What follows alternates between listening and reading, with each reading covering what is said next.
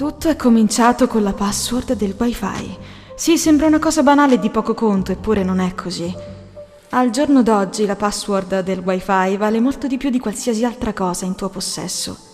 Internet crea già abbastanza dipendenza di suo.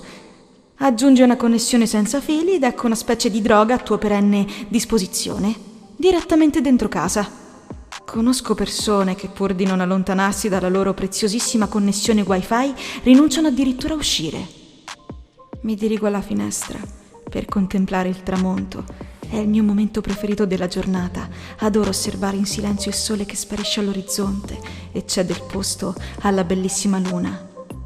In realtà, però, quando apro le tende, non è esattamente il tramonto a lasciarmi a bocca aperta, bensì la persona seduta nel cortile dei vicini.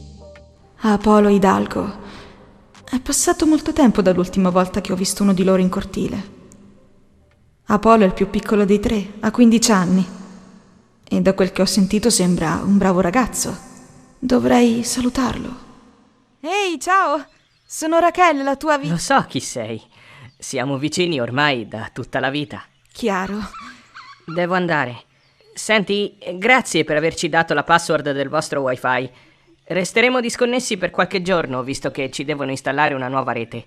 È molto gentile da parte tua prestarci la connessione. Prestarci la connessione? Che intendi dire? Che ci stai prestando il tuo Wi-Fi. Per questo sono qui in cortile, in casa non prende. Che cosa? Non vi ho mai dato la password. Ares mi ha detto che ci avevi dato la password.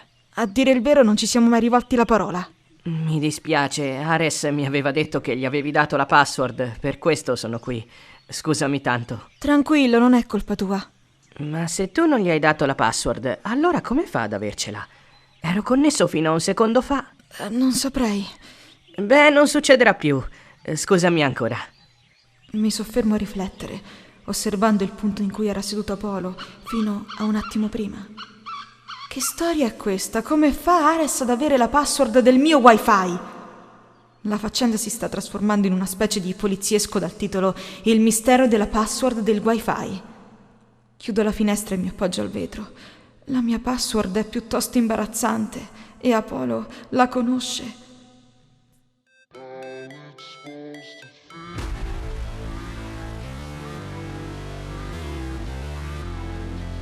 Odio essere disturbata mentre dormo. È una delle poche cose che proprio non sopporto. Di solito sono una persona tranquilla e pacifica, ma se vengo svegliata esce fuori il mio lato peggiore. Mi giro nel letto coprendomi la testa con il cuscino. Ma il danno è fatto e non riesco più a riprendere sonno. Da dove diavolo viene questo rumore? È mezzanotte. Mi dirigo verso la finestra. Sono abituata a dormire con la finestra aperta. Scosto le tende per capire da dove proviene e rimango paralizzata nel constatare che c'è qualcuno seduto nel cortile. Questa volta però non è Apolo. Non appena mi rendo conto che è proprio Ares, il cuore mi sussulta nel petto. È il ragazzo più bello che abbia mai visto.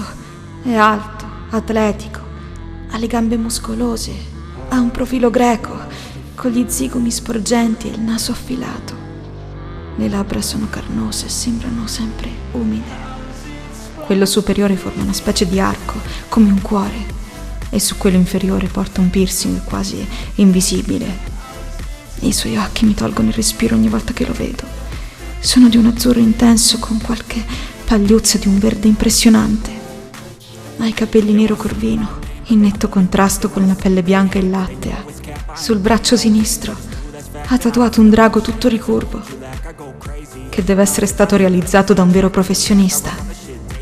Tutto in lui grida mistero e pericolo e dovrebbe spingermi a stargli alla larga. Invece ne sono attratta. Però a quel punto succede l'impensabile. Ares alza lo sguardo e mi vede. Ti serve qualcosa? Ciao.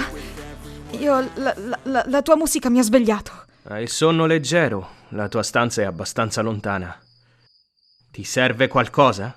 Sì, in effetti volevo parlarti. Stai usando il mio Wi-Fi? Sì. Senza il mio permesso? Sì. Non dovresti. Come hai fatto ad avere la mia password? Me la cavo bene con l'informatica. Vuol dire che l'hai ottenuta in modo illegale? Già. Ho dovuto hackerare il tuo computer. E lo ammetti con serenità. L'onestà è una delle mie virtù. Sei un idiota. Che insulto! A giudicare dalla tua password ti facevo più creativa. In teoria non avrebbe dovuto saperla nessuno. Sono molte cose di te che in teoria non dovrei sapere, Raquel. Ah sì, per esempio?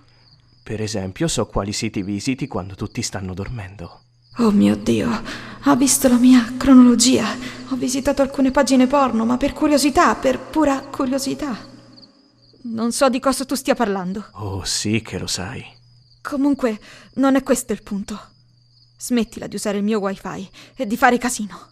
Altrimenti? Altrimenti ti denuncio. A chi? Alla tua mamma? Sì, o alla tua.